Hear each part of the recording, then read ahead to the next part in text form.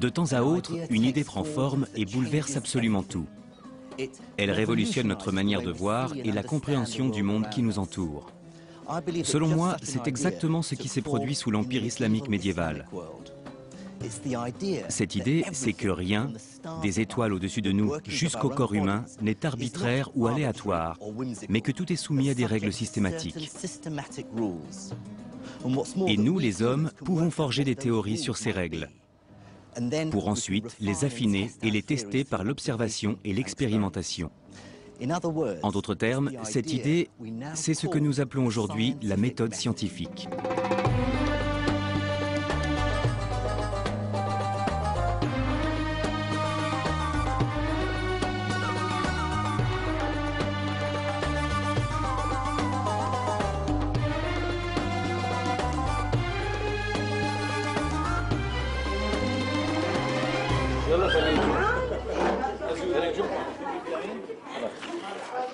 La renaissance scientifique qui a eu lieu dans le monde islamique médiéval me touche personnellement.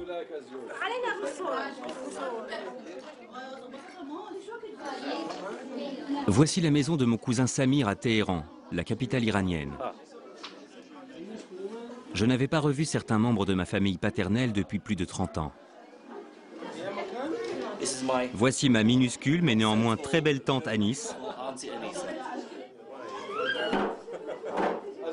Ma famille est originaire de la ville de Nadjaf, située au sud de Bagdad, en Irak. En fait, j'ai moi-même grandi en Irak. Mais quand Saddam Hussein est arrivé au pouvoir, la famille s'est éparpillée. Une grande partie a fui en Iran. Ma mère étant anglaise, mes parents ont choisi de s'installer en Angleterre, où je me suis adonné à ma passion, la science.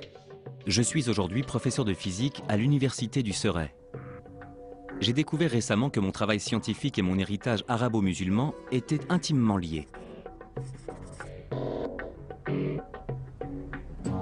Ce périple à travers le Moyen-Orient est pour moi la confirmation du bond stupéfiant que le vaste et florissant empire islamique médiéval a fait faire à la science il y a 1000 ans. Des civilisations riches, puissantes, florissantes, vont accoucher d'avancées considérables dans les domaines des sciences et des techniques.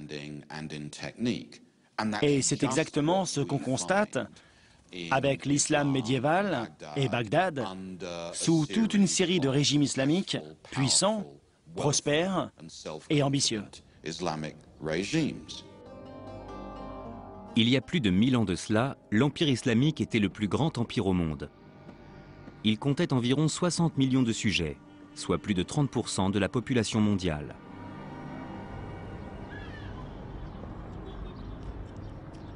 J'ai retrouvé un vestige archéologique de ce glorieux passé dans la banlieue de Téhéran, non loin de chez mon cousin.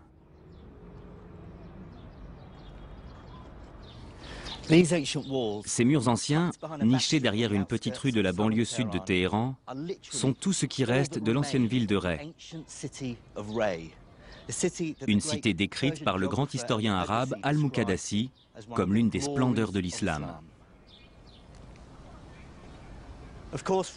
Mais Ray n'est qu'une des nombreuses cités qui ont prospéré au début de l'Empire islamique. Depuis Bagdad, sa capitale, l'Empire a étendu sa domination sur des milliers de kilomètres, de l'Afrique du Nord jusqu'à l'Asie centrale. Des villes comme Al-Askar, Bassora, Merv, Gourganj, Boukhara, toutes puissantes et prospères. Des capitales à la fois commerciales et culturelles, possédant leur propre bibliothèque, leur propre académie. Toutes ont été des moteurs pour la nouvelle science. Ça a été un véritable âge d'or. Pensez à l'étendue de ce territoire. Cet empire était plus vaste que n'importe quel autre empire ou civilisation connue jusqu'alors. Prenez l'Empire romain par exemple et superposez-le à l'Empire islamique médiéval. Vous verrez qu'il couvre à peine un tiers, allez, la moitié de sa surface.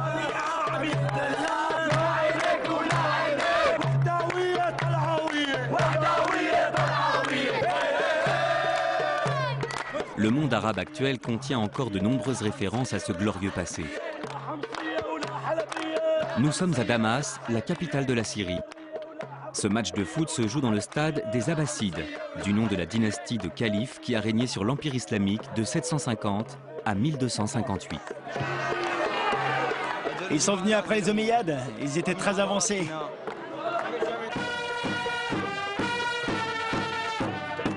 Ce vaste territoire leur apportait d'énormes revenus grâce aux taxes levées. Avec cette fortune, ils ont financé ce que l'on a appelé le mouvement de traduction. Ils envoyaient des érudits dans les bibliothèques du monde entier afin qu'ils collectent et traduisent en arabe la langue de l'Empire, les textes scientifiques et philosophiques anciens. Un héritage que les Arabes d'aujourd'hui revendiquent encore fièrement. Et ils s'intéressaient à la culture et à l'érudition. Surtout à l'astronomie. Et ils ont traduit énormément de livres grecs sur les sciences, quelles qu'elles soient. Médecine, ingénierie, tout. Aux yeux des souverains islamiques médiévaux, le savoir scientifique était un outil crucial pour gouverner avec succès un empire aussi vaste. C'était une administration lourde et élaborée. Ils avaient à l'évidence ce besoin de ce savoir pour gouverner. Pour pouvoir fixer les impôts, il fallait bien connaître les mathématiques. Construire des édifices monumentaux requiert aussi des connaissances en architecture et en mathématiques, si vous voulez que les bâtiments que vous construisez soient sûrs. Ils avaient besoin de la médecine pour garder les élites en bonne santé. Dans tous ces domaines, le savoir mondial a été traduit en arabe.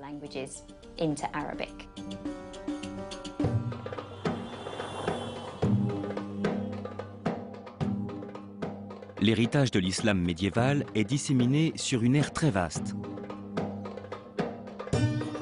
Il compte des chefs-d'œuvre architecturaux, comme la grande mosquée des Omeyyades à Damas, la mosquée du Vendredi à Ispahan en Iran et la mosquée université Al-Azhar au Caire en Égypte. Ainsi que de nombreuses ruines qui témoignent de la splendeur passée, tels ces vestiges d'un palais datant du 8e siècle enfoui dans le désert syrien. Ou encore cet immense palais musulman appelé Médina Azahara, qui est actuellement en cours d'excavation dans le sud de l'Espagne. Ce sont les ruines imposantes de la Médina Azahara, une extraordinaire ville-palais construite à l'extérieur de Cordoue au IXe siècle, à la demande d'Abd al-Rahman III, le plus grand de tous les califes andalous. Avant son déclin, Cordoue était véritablement la première ville d'Europe en termes de taille et d'importance. Elle était la rivale de l'autre haut lieu du savoir et de la science de l'Empire islamique, Bagdad, en Orient.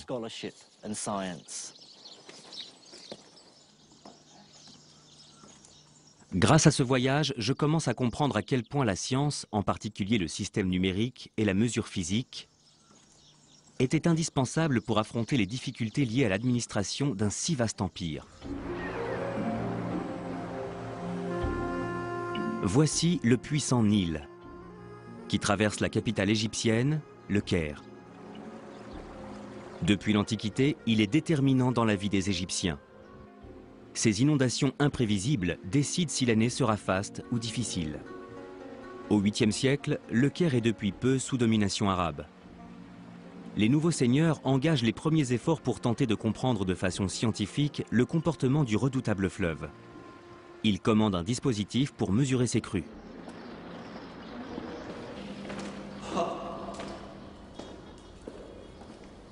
Bel édifice, non? Le docteur Nadir El-Bizri, de l'Institut des études ismaéliennes, me fait découvrir le nilomètre.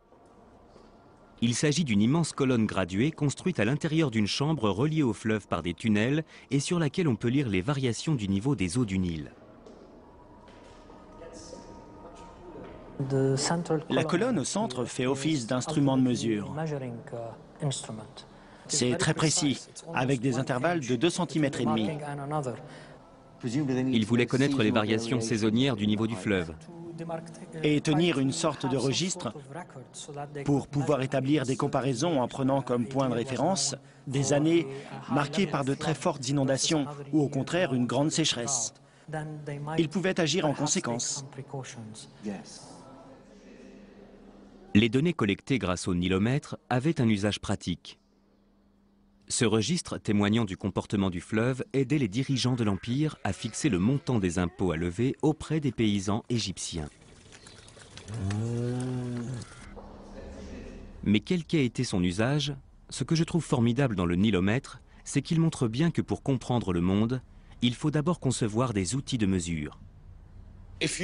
Quand on y réfléchit, il n'est pas facile de saisir au premier abord que des mesures physiques peuvent permettre de comprendre le monde qui nous entoure. Selon la formule d'un philosophe occidental, il règne dans le monde une confusion détonnante.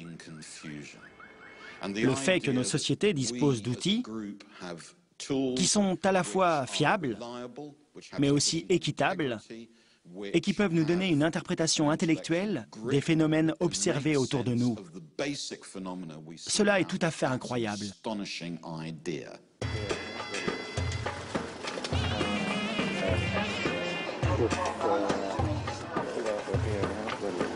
Un ambitieux souverain musulman du Moyen-Âge va être passionné par les mesures et permettre à nos connaissances sur le monde de faire un grand bond en avant. Il s'agit d'Al-Mamoun, qui devient calife, le titre du souverain de l'Empire islamique en 813.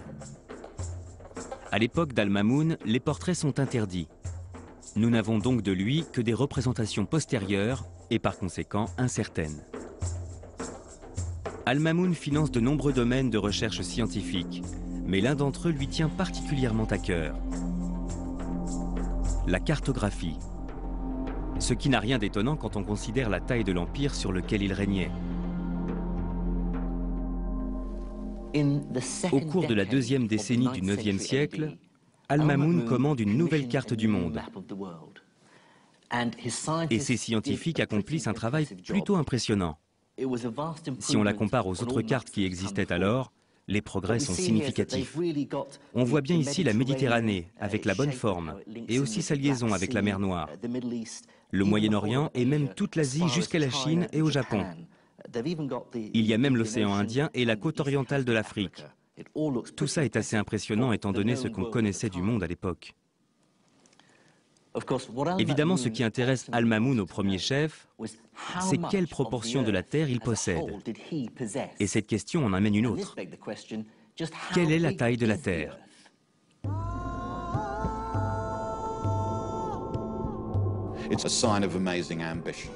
C'est le signe d'une ambition remarquable que savants et artisans se soient associés comme ils l'ont fait pour élaborer ensemble une nouvelle carte du monde. D'où tenait-il cette ambition, cette assurance ? En partie de leur foi religieuse. Pour eux, le monde avait été créé par quelqu'un d'un peu comme nous, mais d'une intelligence bien supérieure. Alors ils se disaient qu'en regroupant leurs forces, ils auraient peut-être l'intelligence nécessaire pour appréhender au moins en partie ce qu'il avait créé. C'était une motivation très claire, tant dans le monde islamique que dans le monde chrétien. En l'occurrence, la pratique de l'islam exige de ses fidèles qu'ils aient une idée claire de la taille et de la forme du monde.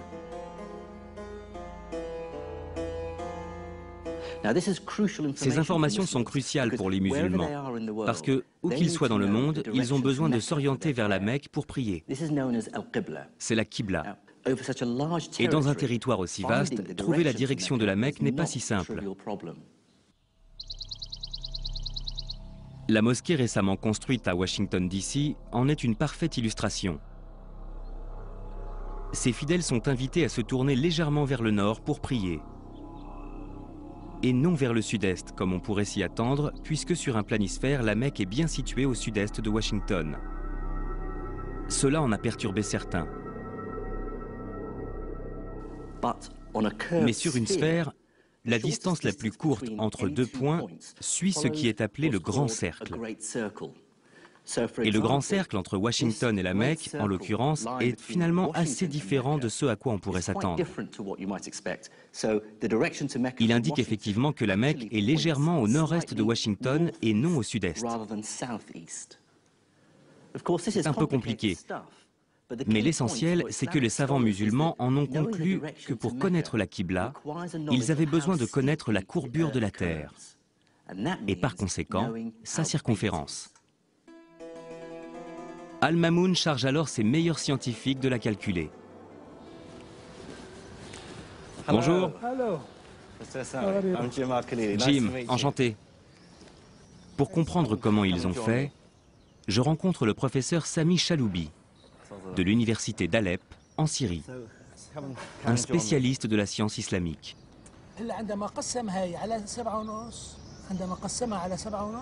Le professeur Chaloubi m'explique d'abord la technique de mesure utilisée au début par les scientifiques d'Al-Mamoun, une technique qu'ils ont héritée des Grecs. Nous sommes en train de parler de la technique ancienne de mesure de la circonférence par Ératosthène. Elle a été reprise par les astronomes abbassides. Ils ont mesuré la distance entre deux points et observé ensuite l'angle d'inclinaison du Soleil.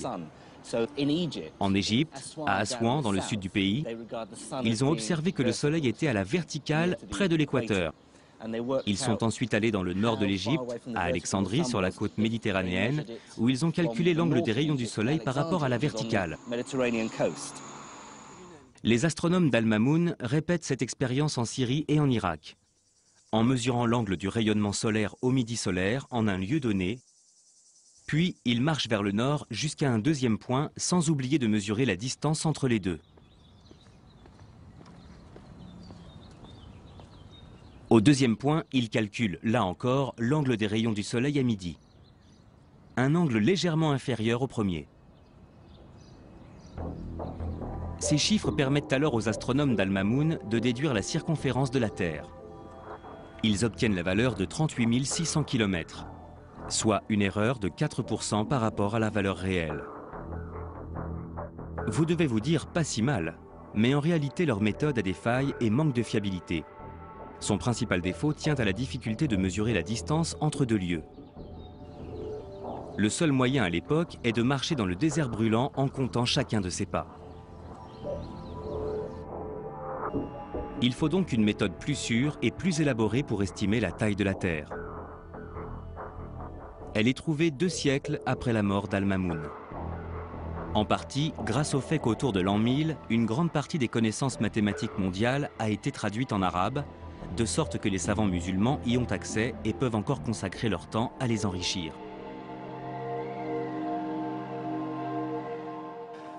Un mathématicien visionnaire est véritablement obsédé par cette idée. Abu Rayyan Mohamed Ibn Ahmad al-Biruni. Comme tous les savants musulmans de l'époque, al-Biruni se passionnait pour la science et les mathématiques des Grecs anciens, des Babyloniens et des Indiens.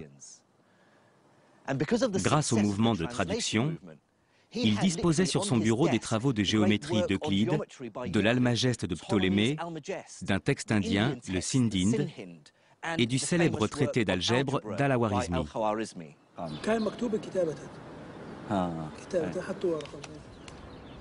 Le professeur Chaloubi est venu avec le livre dans lequel al-Biruni décrit comment il a associé algèbre et géométrie à des mesures physiques très simples dans le but de résoudre l'épineux problème du calcul de la circonférence de la Terre.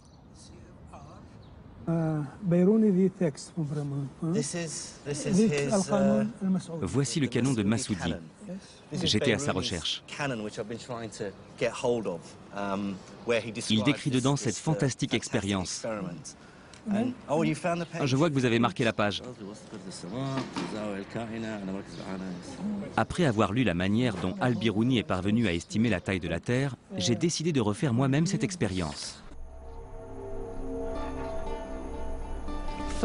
Il a d'abord fallu qu'il trouve une montagne relativement haute. De son sommet, il avait devant lui un horizon plat. Dans le cas présent, la mer. Ce que j'adore dans cette histoire, c'est qu'à partir de quelques mesures autour d'une petite montagne, vous pouvez déduire la taille de la planète. Al-Biruni commence par calculer la hauteur de la montagne. Pour cela, il prend 2 points au niveau de la mer, séparés par une distance connue, et mesure les angles formés avec le sommet de la montagne. Pour mesurer les angles avec le sommet de la montagne, Biruni a utilisé un instrument comme celui-ci qu'on appelle un astrolabe. C'est une sorte de rapporteur géant, gradué sur le pourtour et équipé d'un alidade pour l'aider à fixer sa ligne de visée. On va donc essayer de trouver l'angle avec le sommet. Pour ça, il faut le suspendre en l'air. Ok, tu peux lâcher. Inutile de vous dire qu'Al-Biruni aura sans doute pris ses mesures de façon beaucoup plus consciencieuse que moi. Il aura répété l'opération encore et encore pour garantir la cohérence et la fiabilité de ses résultats. Ok, ça devrait être bon.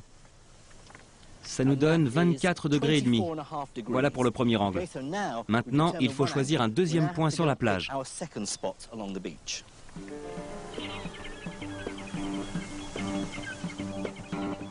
Il faut aussi mesurer précisément la distance entre les deux points. La nôtre est de 100 mètres. Les deux points doivent également former un axe avec la montagne.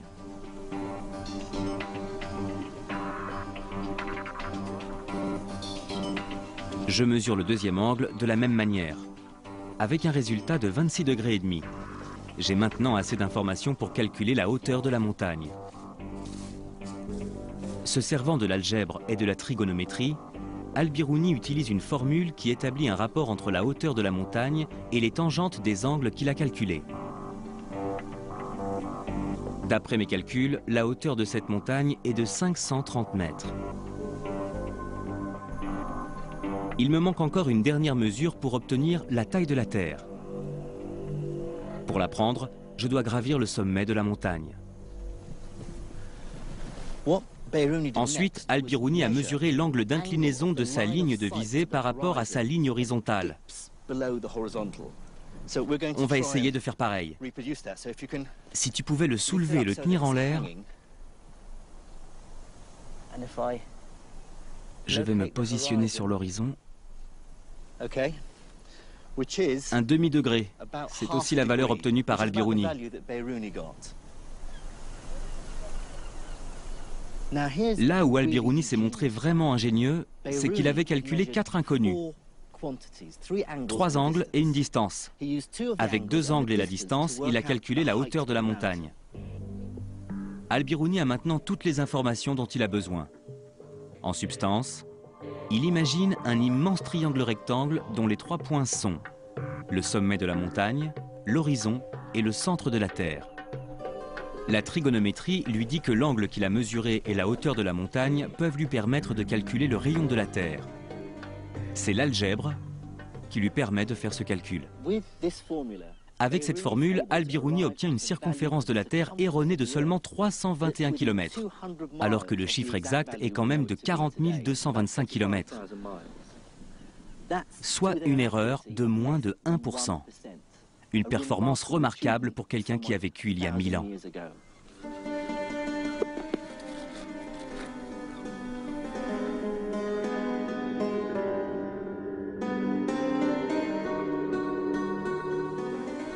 Pour moi, Al-Biruni est surtout le premier scientifique à avoir suivi un raisonnement mathématique pour enrichir nos connaissances sur le monde.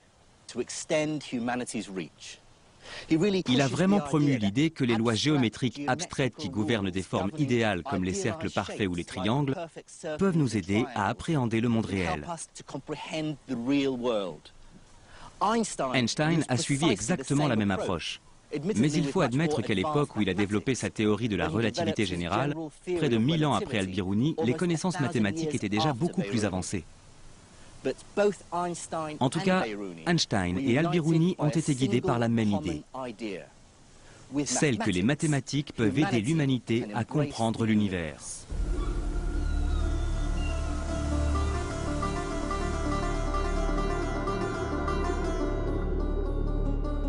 La maîtrise de mathématiques savantes par les érudits musulmans aura été le premier ingrédient crucial dans la naissance de la méthode scientifique.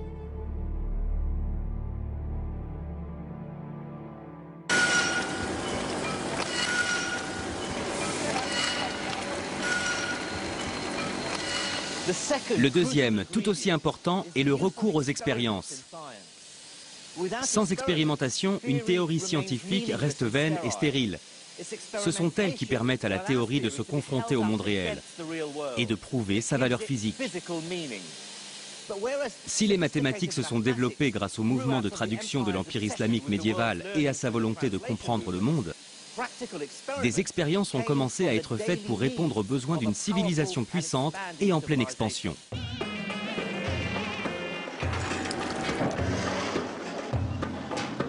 La force motrice de cette expansion est le commerce.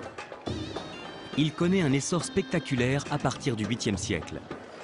Il crée un besoin considérable d'artisans en tout genre, forgerons, souffleurs de verre, ouvriers faïenciers.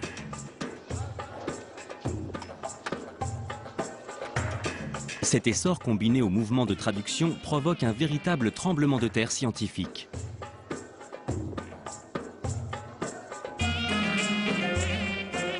Les sciences, l'astronomie en est un formidable exemple, ou encore la chimie, dépendent totalement de l'évolution des traditions artisanales, de la fabrication de nouveaux instruments, du travail du métal, de l'élaboration de nouveaux médicaments, des plantes, et de l'approfondissement des connaissances scientifiques, d'une analyse littéraire et mathématique qui devient plus élaborée.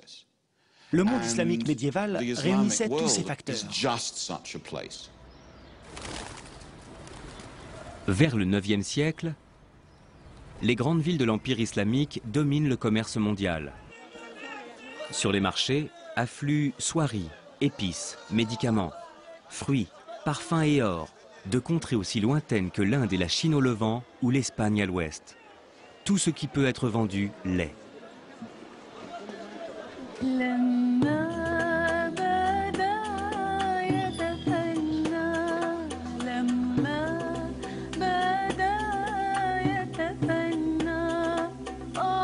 Les grands caravansérails sont autant de superbes témoignages de cet essor commercial au Moyen-Âge, comme celui-ci, situé à Damas, la capitale syrienne. Cet immense bâtiment voûté avait vocation à accueillir tous les marchands de passage en ville et leurs animaux.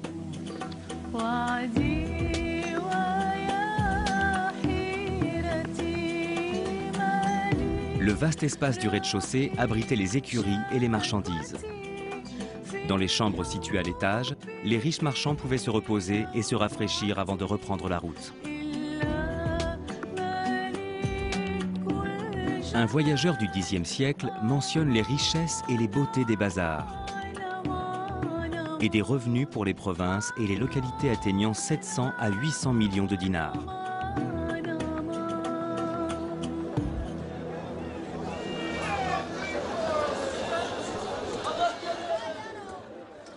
Des marchés comme celui-ci, au Caire, ont gardé quelque chose de l'intensité des bazars médiévaux. À l'heure d'Internet et du téléphone mobile, on y trouve encore un formidable exemple de mode de communication des marchands de cette époque.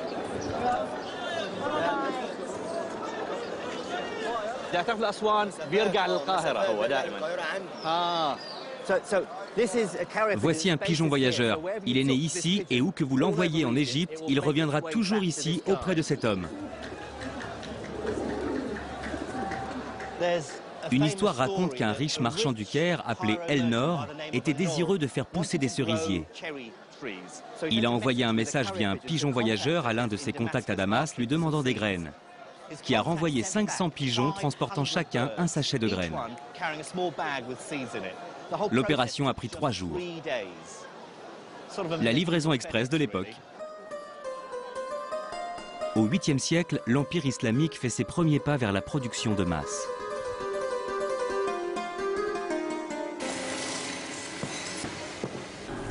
Et dans un environnement où la connaissance des matériaux, des métaux et de leur fonctionnement prend de plus en plus d'importance, une discipline pleine de mystères prospère. Elle a un lien inextricable avec la magie, et plus particulièrement avec le rêve fou de transformer n'importe quel métal en or. Il s'agit de l'alchimie. L'art ancien de l'alchimie était un système mystique de croyances à base de sorts, de symboles et de magie. Mais sans les savants musulmans, cette quasi-religion n'aurait sans doute jamais évolué vers quelque chose de plus scientifique, la chimie. Le savoir des alchimistes trouve progressivement un nombre croissant d'applications pratiques. Un exemple, Lorsqu'à la fin du 7e siècle, le souverain de l'Empire islamique Abd el-Malik prend la décision audacieuse de créer une monnaie unique pour tous les territoires sous sa domination, il se tourne vers les alchimistes.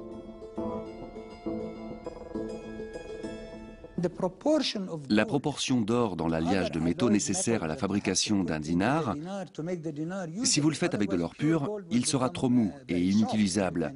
Eh bien à l'époque, cette proportion était déterminée, croyez-le ou non, par les alchimistes. Parce que les alchimistes savaient combiner les métaux et évaluer la proportion d'or nécessaire par rapport à l'argent, au bronze ou d'autres métaux.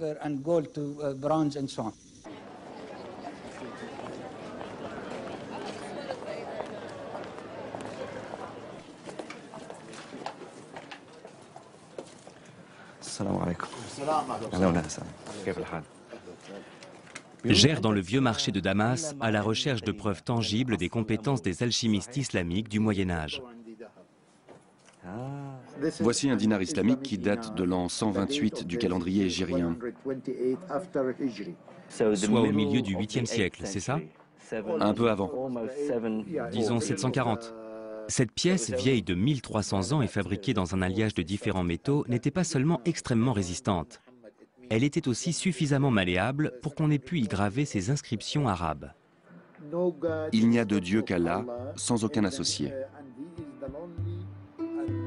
La fabrication de la monnaie n'est qu'un exemple parmi d'autres de la manière dont les besoins concrets d'une économie en plein essor ont commencé à transformer une pratique ésotérique en une véritable science, la chimie moderne. Une chose me frappe concernant la chimie à l'époque de l'islam médiéval, c'est la quantité de manuscrits qui traitent de ce sujet. Il en existe encore des milliers. Ils traitent de sujets aussi divers que la métallurgie, la verrerie, la faïencerie, la teinture, la parfumerie, l'armement. La distillation de l'alcool y est même décrite. Toutes ces activités sont clairement le signe d'une économie en ébullition, avec des consommateurs, des soldats, des ingénieurs, des architectes, qui réclamaient tous des innovations et des technologies nouvelles. La fabrication du savon est un très bon exemple des expériences de chimie réalisées à cette époque. Cette chose, un savon solide avec lequel vous pouvez vous laver, était quasiment inconnu dans le nord de l'Europe jusqu'au XIIIe siècle, époque où il a commencé à être importé de l'Espagne musulmane et d'Afrique du Nord. La fabrication du savon était alors déjà quasiment industrielle dans le monde musulman. La seule ville de Fès comptait quelques 27 fabricants de savon. Des villes comme Naplouse, Damas et bien sûr Alep ont acquis une renommée internationale pour la qualité de leur savon. Un document du XIIe siècle décrit pour la première fois le procédé de fabrication du savon. Il fait mention d'un ingrédient essentiel, une substance devenue incontournable dans la chimie moderne, un alcali. Les substances alcalines jouent un rôle capital dans la fabrication du savon. Ce qui est intéressant, c'est que notre mot alcali vient du mot arabe al-kali, qui signifie cendre. C'est parce qu'à l'époque, les alcalis étaient fabriqués à partir des cendres des racines de certaines plantes, comme les plantes marines. La découverte des alcalis et d'autres substances chimiques par les chimistes musulmans fait progresser une autre industrie, la verrerie.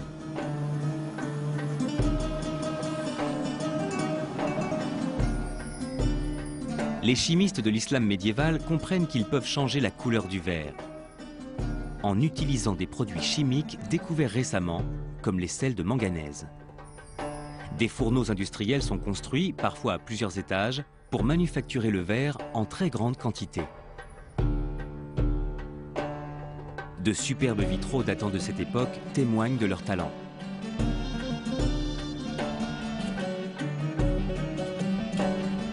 Avec ces alcalis et des métaux comme le plomb ou l'étain, ils mettent également au point un grand nombre de couleurs, de pigments et de teintes. Les architectes jouent avec pour décorer des mosquées comme celle-ci dans la ville iranienne d'Ispahan, ornée de couleurs et de motifs somptueux.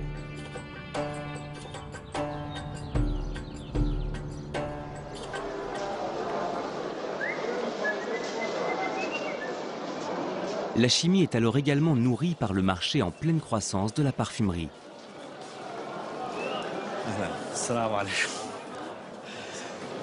Sur le marché principal de Damas, les commerçants proposent toujours de vous fabriquer un parfum personnalisé avec les essences de votre choix. Il a une base d'alcool et ensuite il ajoute les huiles des plantes que vous lui demandez. Jasmin, eau de rose et menthe par exemple.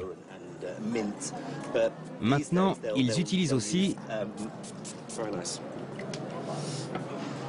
Ouais, je vais le prendre. Les parfumeurs encouragent les chimistes à trouver des techniques toujours plus ingénieuses pour extraire les parfums subtils des fleurs et des plantes. Et ces derniers répondent à la demande en affinant et en instituant une technique connue par tous les chimistes aujourd'hui. Il s'agit de la distillation.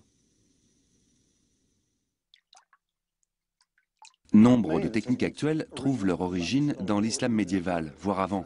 Le docteur Andrea Sella est chimiste et il va me montrer comment la distillation se faisait à l'époque. La distillation était faite avec du matériel qui ressemblait à ça. On appelle ça une cornue. On ne s'en sert plus aujourd'hui. Le nom cornue vient du verbe corner. En d'autres termes, c'est un vase replié, ce qui est essentiel pour le processus. Du fait de sa forme, le gaz produit dans le vase est forcé de se condenser dans son bec. C'est principalement ainsi qu'on extrayait les essences odorantes des fleurs et des plantes. L'idée, c'est de chauffer cette extrémité pour collecter ici. On va essayer de faire une distillation rapide avec des pétales de rose. On commence par verser un peu d'eau. La vapeur d'eau va réguler la température. On veut éviter que ça chauffe trop. La difficulté de ce genre de distillation, c'est qu'il faut utiliser la chaleur pour libérer les molécules odorantes, mais éviter que ces substances fragiles ne soient détruites au passage par une chaleur excessive. On utilise la vapeur pour garder la température sous contrôle. Et la vapeur va faire remonter les odeurs. Le liquide remonte et se condense dans ce long tube. Il y a déjà du liquide qui chemine dans le bec du vase. Et il devrait contenir de l'essence de rose.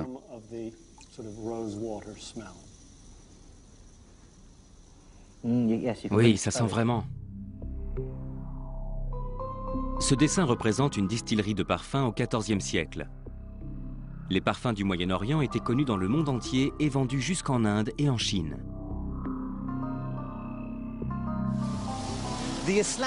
Le rôle des chimistes islamiques a également été capital pour une industrie plus cruelle, l'armement. Des documents historiques datant des croisades décrivent avec effroi la manière dont les musulmans attaquaient les chrétiens avec des sortes de missiles et des grenades explosives, semant ainsi la terreur chez leurs adversaires. Leurs armes étaient souvent chargées d'une substance appelée feu grégeois. Les chimistes islamiques perfectionnent le feu grégeois en raffinant une ressource présente dans la nature, le pétrole. Ils ont l'idée de distiller le pétrole, ou al-naft, pour créer une huile plus légère et extrêmement inflammable, qu'ils mélangent avec d'autres produits chimiques volatiles pour améliorer sa combustion. Le résultat est terrifiant.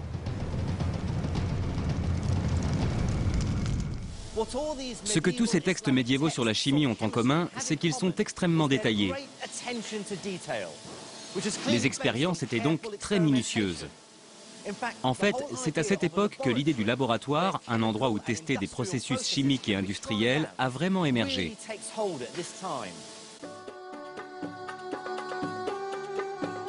L'ingéniosité des chimistes islamiques médiévaux est impressionnante. Mais une autre question me taraude. Quelle a été leur contribution à la chimie moderne? Voici la pierre angulaire de la chimie moderne, le tableau périodique des éléments. Il recense tous les éléments connus. Son idée de base est de classer les substances en fonction de leurs propriétés. Tout à droite, par exemple, on trouve les gaz inertes.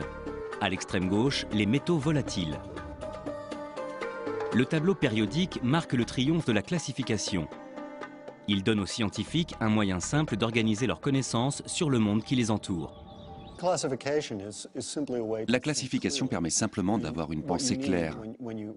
Quand vous avez des idées sur la manière dont le monde fonctionne, avoir une sorte de schéma pour diviser le monde en catégories, ça aide à comprendre ce qui vous entoure.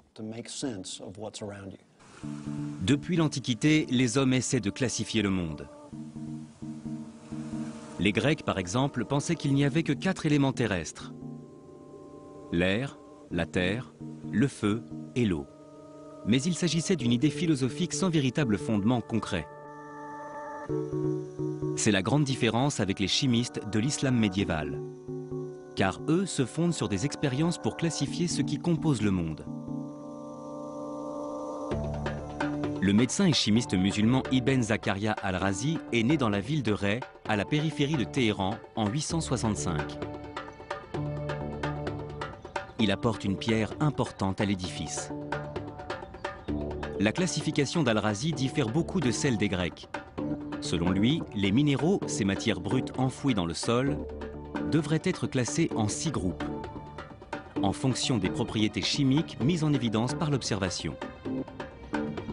Ce qui est le principe même de notre tableau périodique moderne. J'ai apporté des matières qu'on retrouve dans son schéma de classification.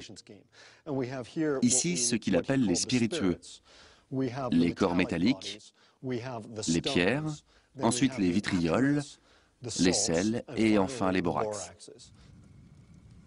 Chacun des éléments classés selon Al-Razi réagissent différemment.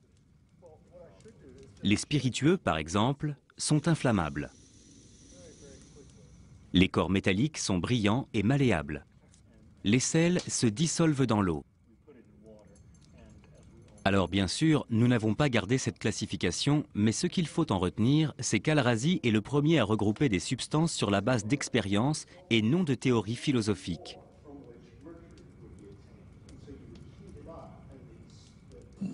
Il s'est écoulé plus de 1000 ans depuis les travaux d'Al-Razi. Quelle dette la chimie moderne a-t-elle envers lui par rapport à sa classification ? Je dirais qu'avec Al-Razi est apparue la première classification. Il a été un précurseur de toutes ces expérimentations. Les scientifiques après lui se sont appuyés sur ce premier système pour travailler de façon rationnelle. Donc on pourrait presque dire qu'il est à l'origine de la naissance officielle de la chimie, et donc de notre tableau périodique moderne.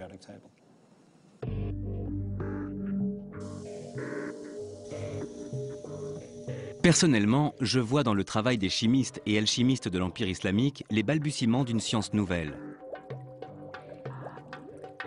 Même si pour nous, aujourd'hui, il contenait encore une très grande part de sorcellerie et d'irrationnel. En donnant de l'importance à des éléments qu'il a lui-même observés, il engendre une véritable révolution. Et ce n'est pas tout.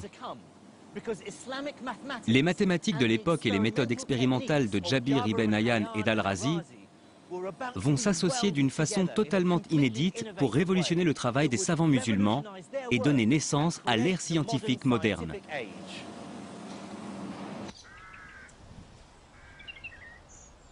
Jusqu'au 9e et 10e siècle, les théories sur la science et le fonctionnement de la nature étaient dominées par la pensée du philosophe grec Aristote. Elles étaient très différentes de notre vision moderne du monde. Selon Aristote, les mathématiques ne concernent qu'un monde abstrait de figures parfaites, des formes idéales comme les cercles, les carrés et les triangles. Elles ne sont pas en mesure d'expliquer ce que nous observons dans le monde qui nous entoure. Un monde caractérisé par des formes irrégulières, inégales et en perpétuelle évolution. Le mot physique est un terme grec qui signifie la science du changement. Dans la tradition grecque classique, cette science du changement était largement perçue comme étant en contradiction avec les mathématiques. Les mathématiques étaient liées à un savoir parfait, au monde figé des formes mathématiques. Et il paraissait très improbable que des processus évolutifs comme l'apparition et la disparition, la croissance et le déclin de changements qualitatifs puissent être expliqués par les lumières de la géométrie et des mathématiques. Il serait trop long et compliqué de faire ici le récit de la manière dont l'humanité a pris ses distances avec cette idée et a commencé à voir dans les mathématiques un moyen efficace de décrire le monde qui nous entoure. Mais pour moi, les scientifiques de l'islam médiéval ont joué un rôle crucial dans cette évolution. Notamment un homme qui, d'une science de l'abstrait, a fait des mathématiques une science totalement concrète. Comme moi, il était originaire d'Irak et son nom était Ibn al-Haytham. Al-Haytham et ses contemporains ont avancé la possibilité qu'il y ait en quelque sorte une seule science, qui serait à la fois mathématique et philosophique, qui associerait la physique, science du changement, et les mathématiques, science de la quantité. D'après moi, c'est ce qui a été radical et décisif pour la construction de nouvelles formes de savoir fiables. Ibn al-Haytham est né en 965 à Bassora, dans le sud de l'Irak. Il est considéré par ses confrères érudits comme un véritable prodige. Il a acquis sa renommée au tournant du nouveau millénaire. C'était un savant incroyablement inventif et brillant. Sa réputation d'intellectuel a vite fait le tour de tout l'Empire. Mais paradoxalement, c'est justement elle qui a failli lui faire tout perdre, lorsqu'il a accepté de relever un défi impossible, dompter l'un des plus grands fleuves du monde.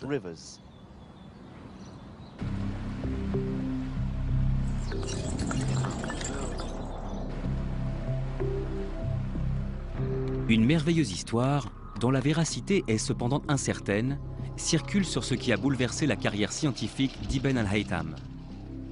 Elle concerne le Nil. Au tournant du deuxième millénaire, le souverain d'Égypte le charge de trouver un moyen de réguler le fleuve et d'empêcher ainsi des inondations imprévisibles et des sécheresses potentiellement dévastatrices. Ibn al-Haytham comprend que le Nil est bien trop grand pour être apprivoisé. En entendant cela, le calife, entré dans une rage terrible, ordonne l'exécution d'Ibn al-Haytham. Pour éviter ce sort, ce dernier simule la folie. L'exécution est suspendue et changée en assignation à résidence. L'histoire veut qu'ayant ainsi tout le temps devant lui, Ibn al-Haytham aurait approfondi les questions fondamentales de la physique. Il s'attaque à une véritable énigme universelle et se demande si les mystères de la lumière et de la vision pourraient être expliqués par les mathématiques et la géométrie.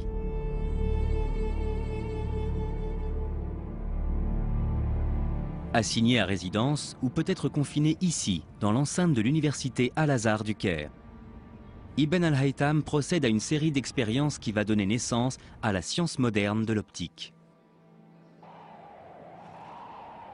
Je suis en compagnie du docteur El-Bizri, qui a étudié longuement les travaux d'Ibn al-Haytham. Il m'apprend qu'Ibn al-Haytham est parti de l'explication aristotélicienne de la vision, une explication non mathématique. Aristote disait que lorsque nous voyons, disons, un arbre, son essence ou sa forme émane de lui et pénètre mystérieusement dans nos yeux. Si je regarde par exemple les bâtiments et les arbres sur l'autre rive du Nil, les formes que mes yeux reçoivent sont des abstractions des objets concrets que sont ces bâtiments et ces arbres. D'après le docteur El-Bizri, Ibn al-Haytham aurait trouvé cette idée particulièrement insatisfaisante. Il veut une explication mathématique. Et en cherchant dans les écrits grecs anciens, il en aurait trouvé une, aussi obscure et bizarre soit-elle. Cette idée, c'est que nous voyons parce que des rayons de lumière émanent de l'œil. Ce que ça signifie, c'est que la vision se produit au moyen d'une émission de lumière par l'œil qui prend la forme d'une pyramide ou d'un cône. Ce faisceau conique illumine ce que nous sommes en train de regarder. Il est défini par des lignes géométriques bien droites. Apparemment, Ibn al-Haytham aurait aimé cette approche mathématique mais lui aurait immédiatement vu des lacunes. Si nous voyons parce que de la lumière émane de l'œil, pourquoi est-il douloureux de regarder un objet vivement éclairé comme le Soleil et pas quelque chose de faiblement éclairé? Ou encore, si nos yeux émettent vraiment de la lumière, cette lumière est-elle capable d'éclairer des objets distants dans le noir? Dans un moment d'inspiration, Ibn al-Haytham combine les deux théories grecques et définit notre conception moderne de la lumière et de la vision. Il énonce que la lumière voyage bien en ligne droite, qui obéissent à des lois géométriques. Mais ces rayons ne proviennent pas de l'œil, ils pénètrent dedans. C'est le développement d'une théorie totalement nouvelle. Et sur un plan méthodologique, c'est le début de la mathématisation de la physique. Ce qu'Al-Haytham a fait, c'est prendre les principes de géométrie, les lois qui gouvernent des lignes droites, et les appliquer au monde réel. Il a ensuite mis au point des expériences pour voir si le monde réel correspondait à ses calculs mathématiques. Vers 1020, Ibn al-Haytham publie son explication géométrique révolutionnaire de la lumière dans son Kitab al-Manazir, ou traité d'optique. Ce livre est un véritable traité scientifique, dans lequel Ibn al-Haytham prend soin de justifier toutes ses théories par des expériences très détaillées pour que d'autres puissent les reproduire et en vérifier la validité. Il part des premiers postulats pour établir comment la lumière voyage.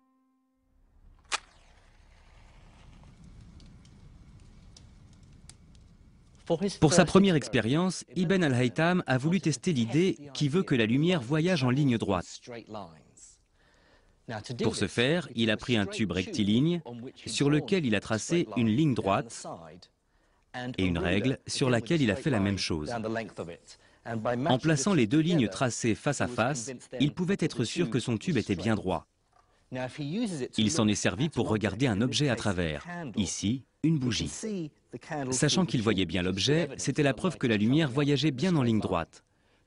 Mais pour en être tout à fait sûr, il a ensuite obturé l'extrémité du tube et a de nouveau essayé de voir la bougie à travers le tube, cette fois sans succès évidemment.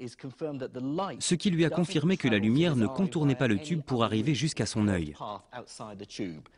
Preuve que la lumière voyage uniquement en ligne droite.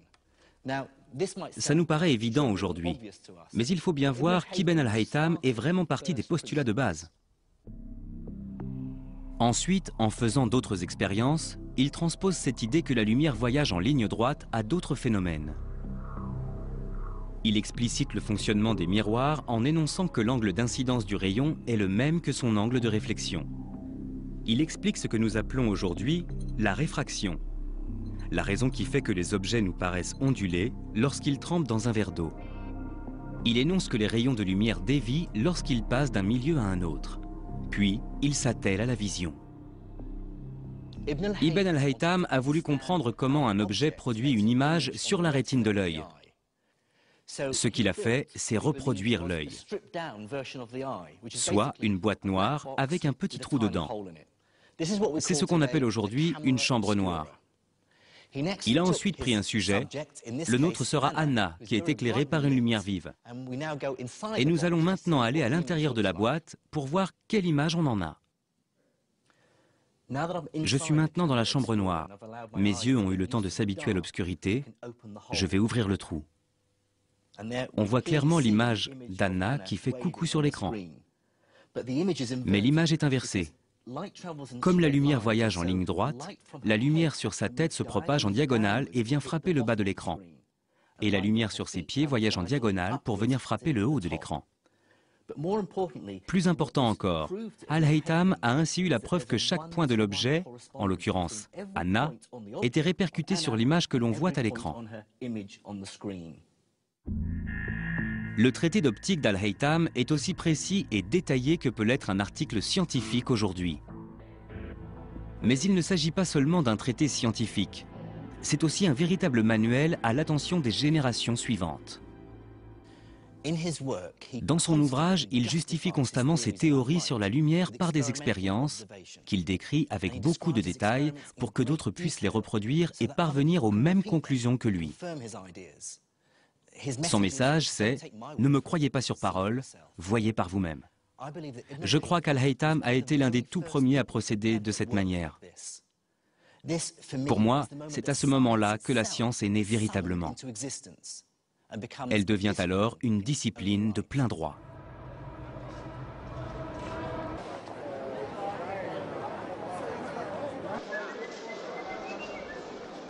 Ce qui m'impressionne le plus chez Al-Haytham, c'est qu'une fois acquises ces théories mathématiques, il les utilise pour enrichir notre connaissance du monde. Ces nouvelles théories sur la lumière lui permettent par exemple de déduire que l'épaisseur de l'atmosphère terrestre n'est pas infinie. Et il se livre même à une estimation de cette épaisseur en calculant la durée d'un crépuscule. Il suppose à juste titre que la raison pour laquelle il continue d'y avoir de la lumière, une fois le soleil descendu sous l'horizon, c'est que ces rayons dévient lorsqu'ils entrent dans l'atmosphère terrestre. La durée du crépuscule est une estimation hypothétique de ce qu'on appelle aujourd'hui l'indice de réfraction de l'air, donnant ensuite à Ibn al-Haytham un moyen d'estimer l'épaisseur de l'atmosphère terrestre.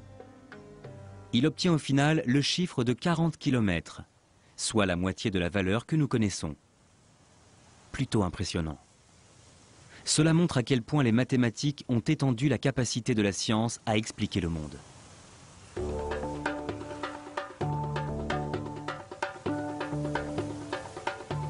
Ce voyage m'a ouvert les yeux sur l'ambition intellectuelle des scientifiques islamiques médiévaux.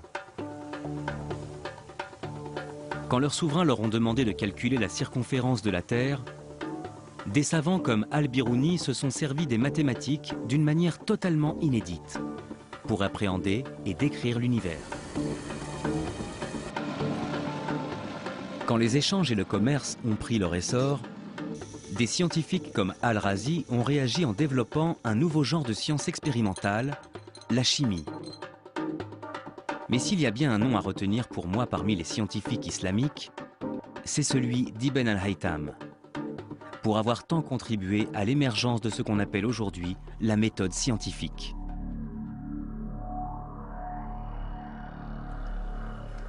La méthode scientifique est, de mon point de vue, l'idée la plus importante que les hommes aient jamais eue. Il n'y a aucune autre stratégie qui puisse nous dire comment l'univers fonctionne et quelle est notre place dedans. Elle a aussi débouché sur des technologies qui ont transformé nos vies. Alors, la prochaine fois que vous prendrez l'avion, que vous utiliserez votre téléphone cellulaire ou que vous vous ferez vacciner contre une maladie mortelle, ayez une pensée pour Ibn al-Haytham, Ibn Sina, Al-Biruni et d'autres savants de l'Empire islamique médiéval qui, il y a 1000 ans, se sont battus pour trouver un sens à l'univers, avec des miroirs ou des astrolabes rudimentaires. Ils n'ont pas toujours trouvé les bonnes réponses, mais ils nous ont appris à poser les bonnes questions.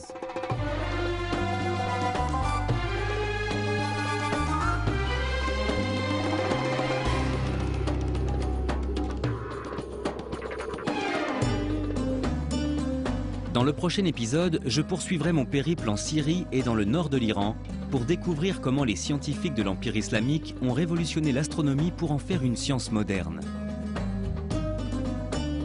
Je découvrirai aussi que l'homme considéré par beaucoup comme le père de la Renaissance scientifique européenne, Copernic, a énormément emprunté aux astronomes islamiques. Et je lèverai le rideau sur la fin de l'âge d'or de la science islamique.